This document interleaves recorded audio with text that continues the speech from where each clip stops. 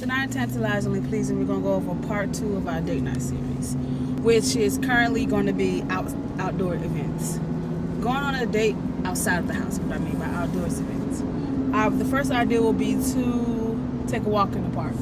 I think that walking in the park is so romantic, done in the right setting. Even you can do like early when there's no one's there, or you can do it late in the evening while the sun is setting. You can eat ice cream, you can drink milkshakes, you do anything, walking around hand in hand, smooching. I think that is really inexpensive, romantic type of day. And going along with that, having a picnic. Having a picnic is something that we do quite often as a family, but not so much me as my husband. We do have picnics with just us and the kids, and we go out to the park and all of that. But having a beautiful date night picnic is something that's secluded. Don't go to like a major park, like how I live in Georgia, so Centennial Park would be like a pretty busy park. So I wouldn't suggest to try to have a romantic picnic at Centennial. I mean, you could if you don't mind as many people there, but I would suggest maybe like a fairly unknown park, or maybe one that people doesn't visit that often. Then you can have, you and you a little one-on-one. I always make sure that they allow drinking, because if you want, you can have a nice bottle of wine, 2 champagne glasses or 2 wine glasses. Maybe a sub, maybe some cheese and crackers, or some hors d'oeuvres, or something real cute and real sexy, and nice little thing. My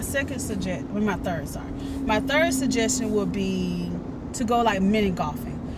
Some people think it's kind of like cliche to go mini golfing on a date, but I think it's real cute, and it doesn't put as much pressure on you if you was to go like real golfing, especially if you dated someone that actually golfs. So you won't have all that tremendous amount of pressure as like real golfing would, and it has like cute little decorations and cute little things that you can look at or try to win. Or it's almost like going to an amusement park, but also kind of like going to an amusement park, but it's cuter, I would say.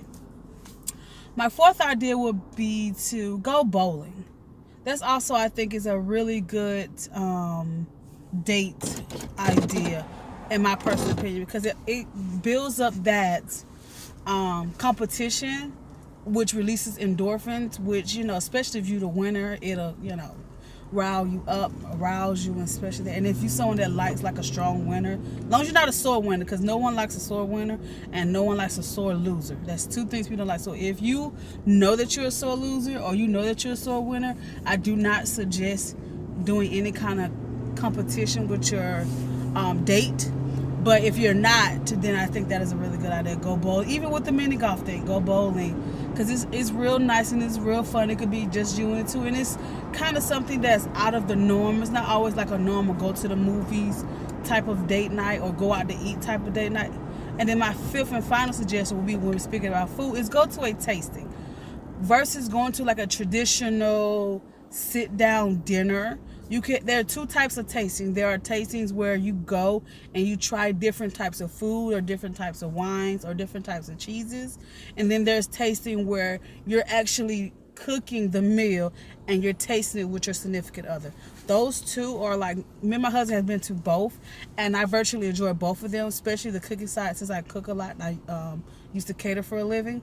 So I think both of those are really good ideas to, like, especially if you really don't have them. Well, now, because sometimes those tastings can get quite a bit expensive. But if you go to a relatively inexpensive one, it'll be kind of cheaper than actually sitting down going to dinner, and you get the opportunity to taste more different types of food, or different types of cheese, or different types of wine, depending on the tasting that you go to.